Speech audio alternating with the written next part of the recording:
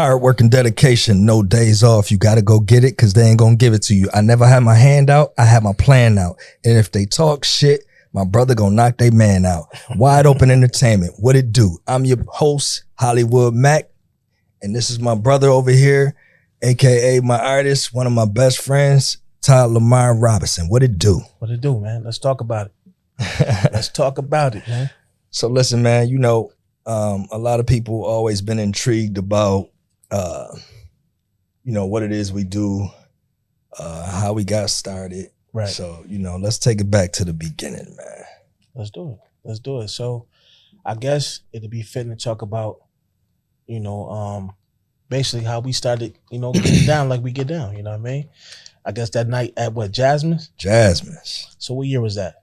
Man, 96. 96, man. 1996. It's a long time, bro.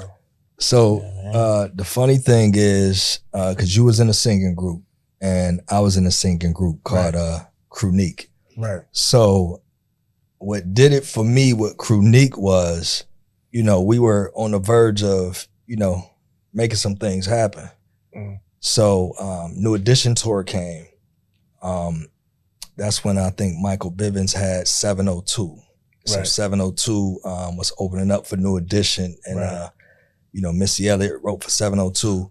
So we went down to the hotel downtown Buffalo, and we had our bio, we had our package, our photos, we had a CD.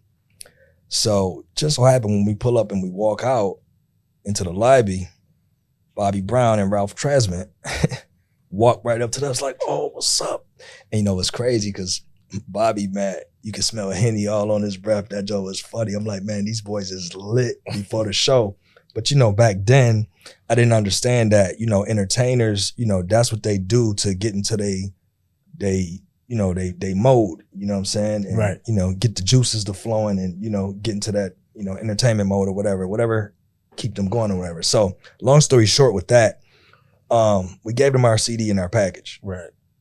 Went to the concert. On the way to the concert, we got a phone call from the limo. So Michael Bivins was like, "Yo, meet us back at the hotel after the concert." I'm like, yo, that shit blew my mind.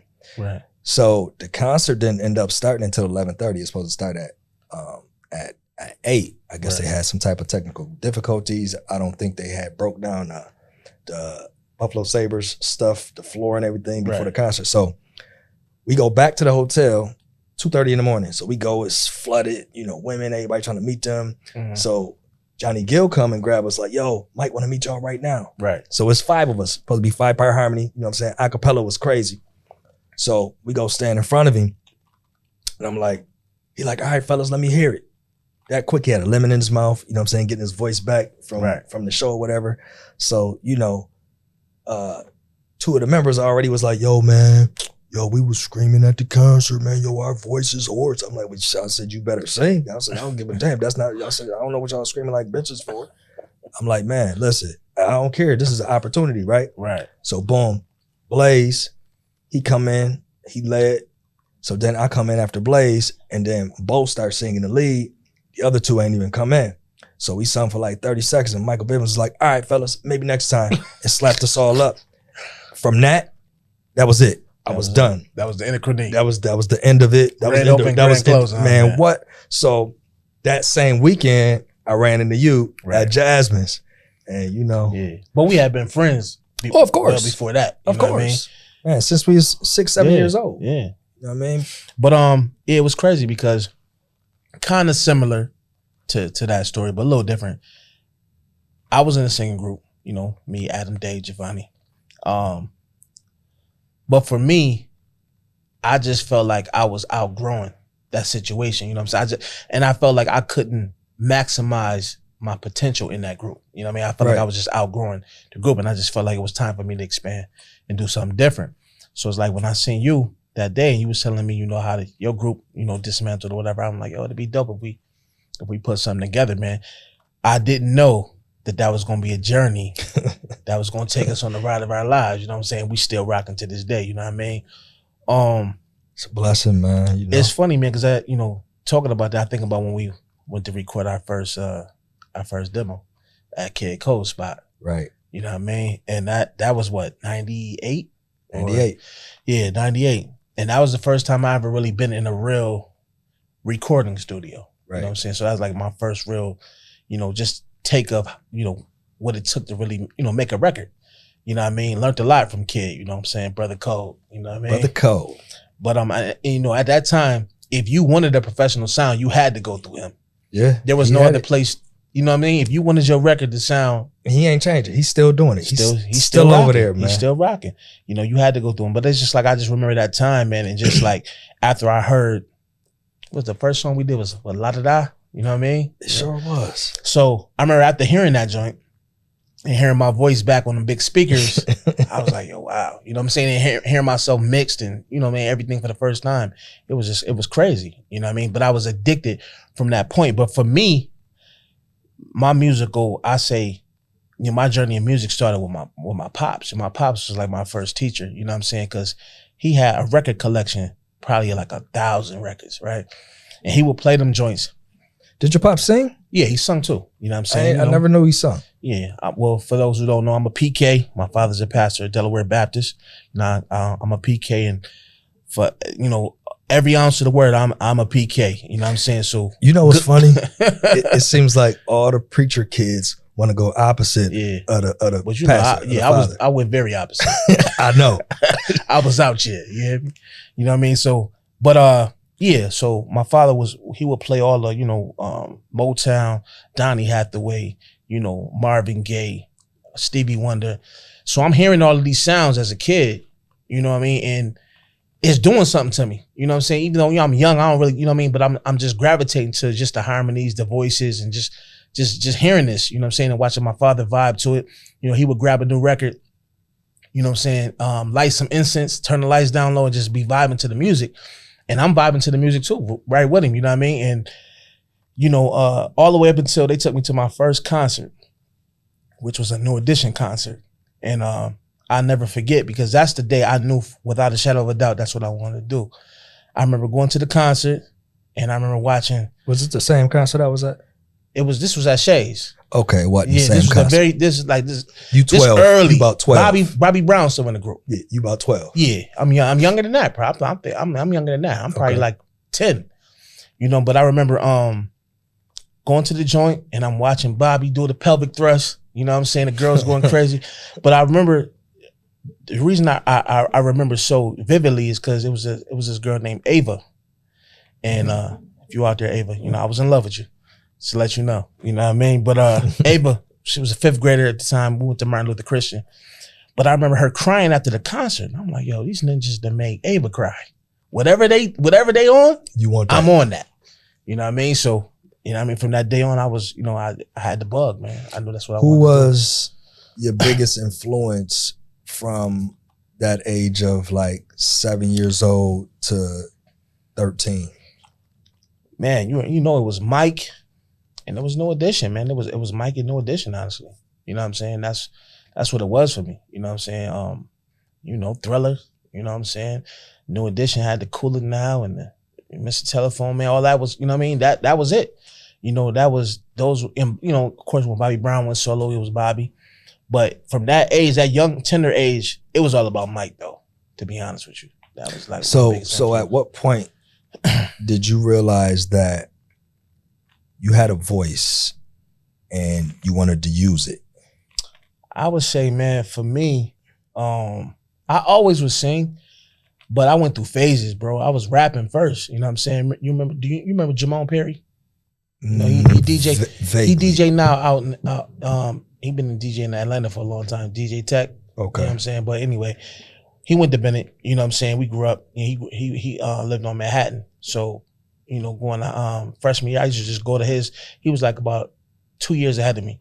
But I would go to he was DJing. I would go to his house. I'd be rapping. He'd be DJing in his room. So I started off rapping first.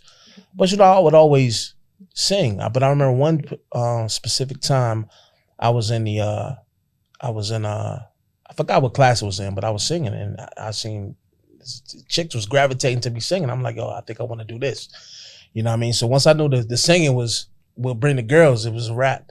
So I say around freshman year is when I really got busy with the singing, bro. Now, was it something that you did with your voice to kind of like mature it and get it stronger and, you know, work on just different techniques, or you was just... I was just mimicking, you know, mimicking whatever I would hear. So you figure freshman year, that's Boyz II Men, that's Jodeci, that's Brian McKnight, that's all that. So I'm just buying these CDs, Jagged. I'm buying all these CDs and I'm just mimicking what I'm hearing, you know what I'm saying, and practicing, you know, and then, you know, like I said, we formed our group, and then you know, we rocked out for quite, you know, for quite a bit of time, but you know, the group just dismantled because it's like it's one of them things where I was a little older than the other group members, and then too, I had so much inside of me, you know what I'm saying, as a writer, as a singer. I just felt like the group was kind of like slowing my progress down, right? You know what I mean? So, and then that's when we met up and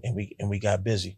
So let me ask you this: what was the funnest time of this ride we've been on for this almost 30 years now? Man, going to New York every single week. Yeah. And I'm talking about, this is no joke. We went to New York every single week for 10 years straight. 10 years straight. I mean, dog, from all the countless open mics, Malik Yoba's spot, you know what I'm saying? Every Tuesday we performed there. Man, running up in all the different buildings, you know what I'm saying? Sleeping in the car, you know what I'm saying? It was real. It was crazy, bro. I would say the funnest, it's so many journeys, man. But I would say that first night we did Soul Cafe. I didn't know what to expect, man. One of Eazy-E Baby Mothers was there. Well, she was the host. Yeah, I think she's still rocking. I think she still do that open mic, if I'm not mistaken. That was just crazy. But the amount of talent that was there and that just runs through New York, it was just crazy to me, because it's like, okay, I'm like, yo, we a dope group, man, we about to kick ass. But then I remember this one time this dude got up there and he sung Sam Cooke. And that shit gave me chills. I was just like, yo, this man done took it back. And I mean, he was so soulful. And I was just like, damn, he'll get a deal before we will. You know what I'm saying? It was just that, you know what I mean? Right. But I mean, it took some years, at least for me, to like have the confidence of well-roundedness, if that makes sense. Right. I had the confidence of, you know, us driving in New York. I had the confidence to talk to anybody. Right. And, you know, but like performing and just being comfortable on stage, you know, it took a while for me to get there. Yeah. And then by the time I got there, I didn't even want to be on stage no more. Yeah. You know what I'm saying? It's crazy because it takes me back to the time where, you know, we had that meeting with Ron Grant and everybody ain't show up and Cass was in the office singing off note. Yeah, man. You know what I mean? And then you telling me like, yo, listen, you go solo, bro.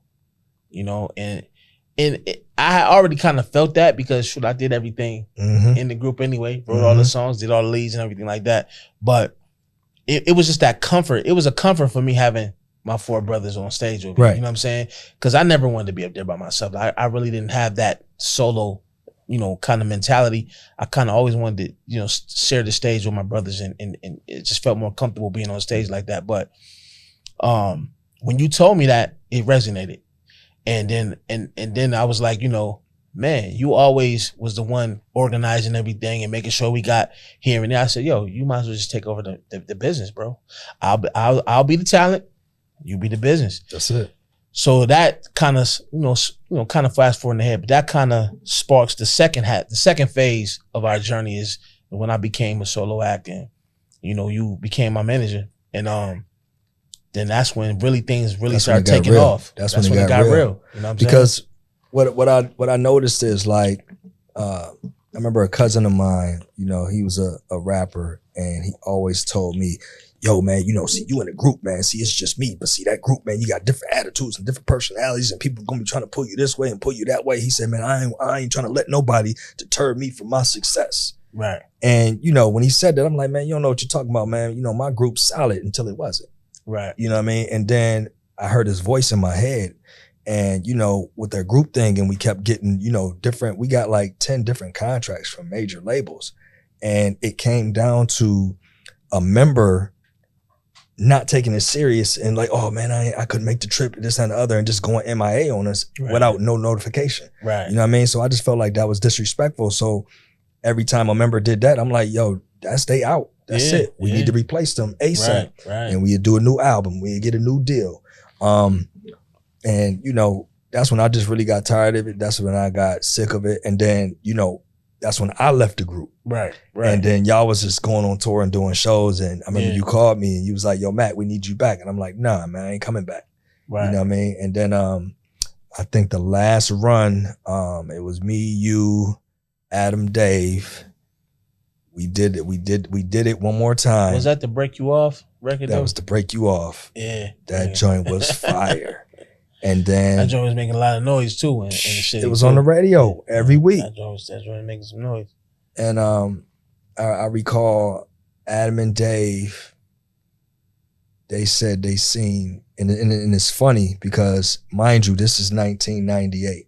Man. And the things that's going on now that is more. We gonna get there. We gonna get there. Talking about, we but they said they seen something, they felt something. Yeah, so we kind of. They said they seen the devil, man. That's what I was about to say. They said they seen the devil, and I was just like, what do you mean? And they wasn't singing R&B no more. And they just turned away and kept it going. And then that's when, we was like, yo, I guess it's just me and you, man. That's rap. That's it. And then that opened the door for. I kind of tried I want to say it was kind of a group thing. It was me and D, when we did the touchdown, that opened up the Bad Boy situation. Right. And how that happened was, D, I had been doing my solo thing, you know what I mean? Recording with Kevin Scott, my mentor, of the group, Joe Public. And, Donald was like, yo, because Donald, he come from a musical family. His brother, Teddy, being a songwriter, accomplished songwriter who was Stevie J's right-hand man. They wrote songs for Dave Hollister, Deborah Cox, Tevin Campbell. They did all that type of stuff. So D, he come from that. So, but he would always secretly sing. He didn't take it that serious. But he seen me doing my thing, and he was like, yo, man, we should go in the studio and do some joints or whatever. I'm like, I'm thinking he playing whatever. But then we started writing. We started going to Kev's spot doing the joints. And his cousin is Nasheem Myrick. You know what I'm saying? That's hip hop royalty. Big Nas. You know what I'm saying? That's hit me, baby. If y'all don't know who Big Nas is, man, Google him. You know what I'm saying? Nasheem Myrick.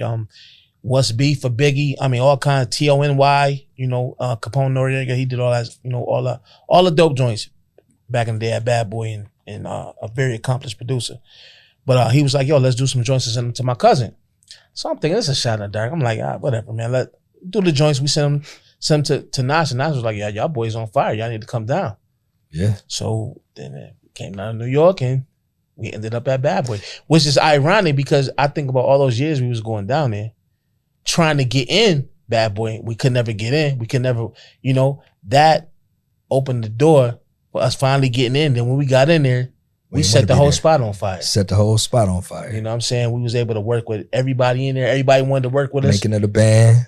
That was a dope experience. But Mario Winans, Jack Knight. But like we felt the energy up in there. Yeah. Even back then it wasn't right. So, it was a short-lived situation. You know what I'm saying? The crazy situation of that whole time was the day we were supposed to go make it official with Puff and them.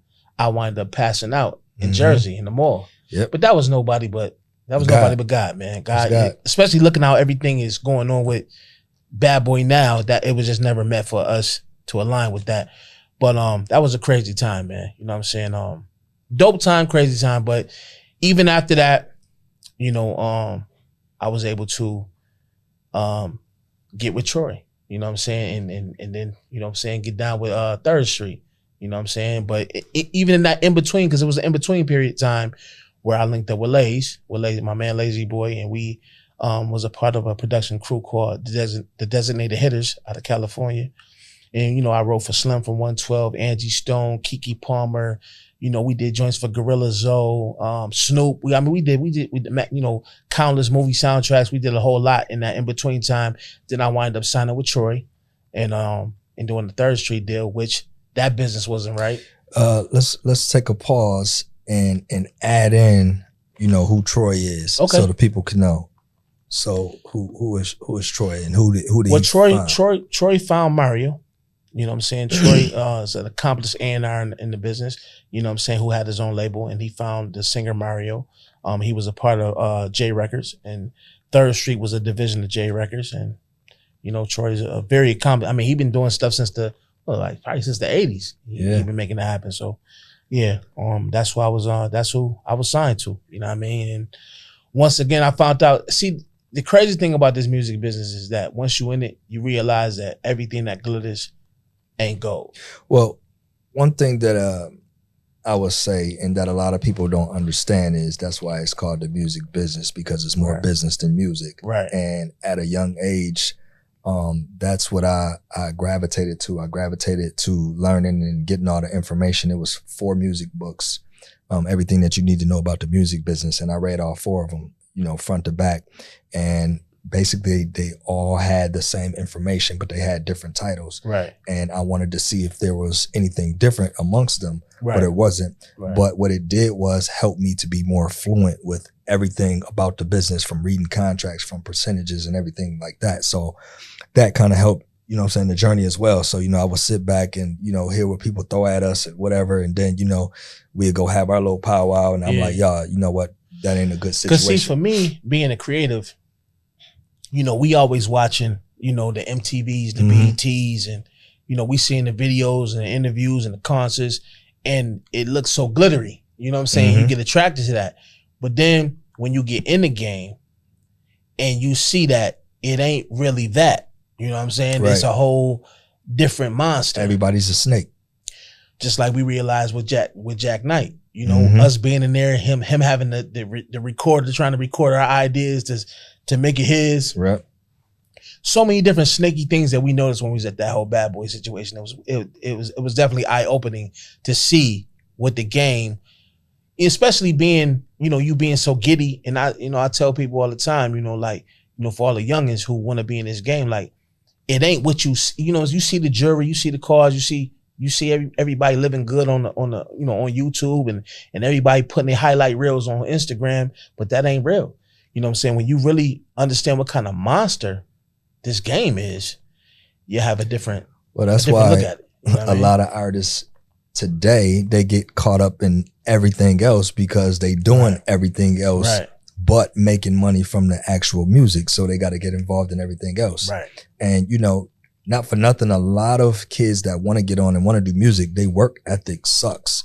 You know what I'm saying? They don't work hard. Like, you know what I'm saying? You was writing albums in like 3 days. Man. You know what I'm saying? And like in 7 days, you can have 2 double CDs. Right. And, you know, that was the difference between how we worked and, you know, how they work now. And also, you know, people don't realize, like, when you in that game and in that life, and for our experience, that's why you hear so many names being thrown around, because we work with so many people in such a short span of time. Right. Because, you know, we had hit records, you know what I'm saying? I mean, you was doing your thing, man. And I gotta, you know, salute you for that, because, man, you've been a hell of a writer since I known you.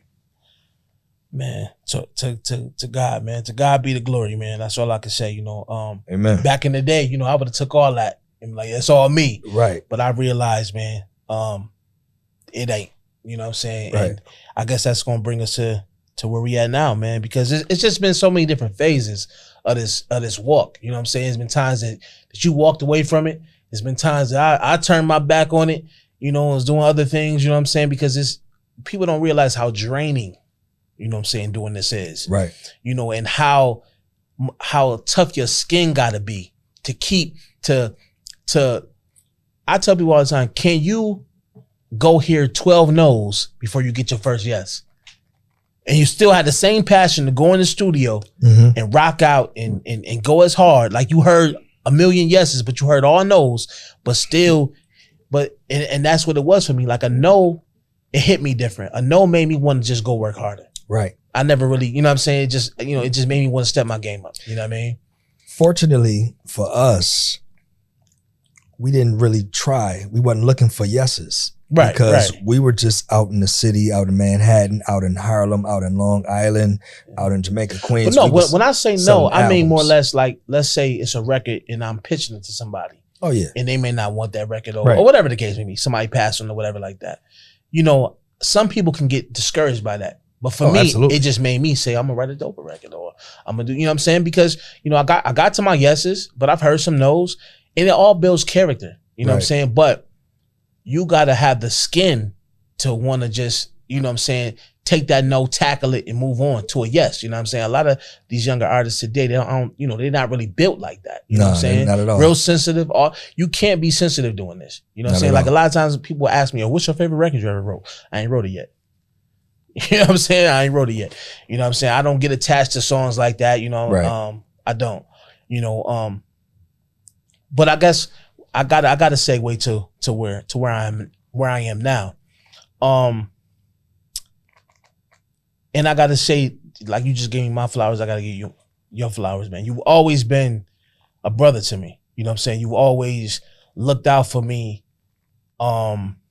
Man, like nobody has, man. That's why we best friends. You know what I'm saying? You believed in me. You know what I'm saying? Like, I think about all the times you sacrificed, you know what I'm saying, drive me to the city, get me to this meeting, this, that, and the third. I mean, I wouldn't have signed a deal with Troy if you wouldn't take me down there. You know, it's so many doors that opened up for me due to you being like, yo, I'm with you. I'm gonna take this ride with you, good or bad. You know what I'm saying? And the roughest time of my life, you was there for me. You know what I'm saying? When I lost my wife, you know what I'm saying? 2020. When I had the stroke, 2020, you always, and like brothers, we done fought. We done been through, like I said, our relationship's been tested and tried through the fire, bro. But, you know, you are my brother, you know what I'm saying, to the casket close, you know what I'm saying? Because, like I said, man, Appreciate I've never that, had man. a friend. Appreciate that. Yeah, you a real, I mean, you my brother, man. It's deeper than friendship. Right. But, you know, like I said, when you was there for me, my wife passed, and that really was a turning point of my life. Like, I ain't never been through a pain like that, a hurt like that. I've never been devastated like that. You know what I mean? And, you know, when I went through that, I just changed forever. And, you know, that's when, you know, God really revealed himself to me and really showed me that I have been wasting a lot of my life chasing this world that is dying, that's fleeting, that every single day, you know, it's dissipating. And when you look at the world and all the entrappings in it, it's nothing but a trap. You know what I'm saying? And I was caught in that trap for so long, thinking that the money, the you know, the fast life, the women, this, that, and the third was going to fulfill me. But when I lost my wife, I had the stroke, and it was just me and God. And God spoke to me and said, listen, you've given your whole life to this music. Now I want you to give your whole life to me. And I'm telling you, ever since I turned my life around and gave it to him, bro, and I've been doing the gospel and, you know what I'm saying, dedicating my life, I've just watched God move in a way that it blows my mind every single day, because, you know what I'm saying, I'm on my Facebook page. I'm doing these inspirational videos every single day. You know, we got this independent movie that we about to work on, Marcus, you know what I'm saying, which is faith-based. I'm about to release my second gospel project, Ballads for the Kingdom. Talk about it. Part Talk 2. about it. You know what I'm saying? You can go see that. You know what I mean? You can go view the first, you know, listen to the first album on TyLamar.com right now. The second one is going to be dropping probably like, man, I'm hoping January. You know what I mean? Okay. But man, God is just moving in a way that is just remarkable, man. And he's opening up so many doors for me and you.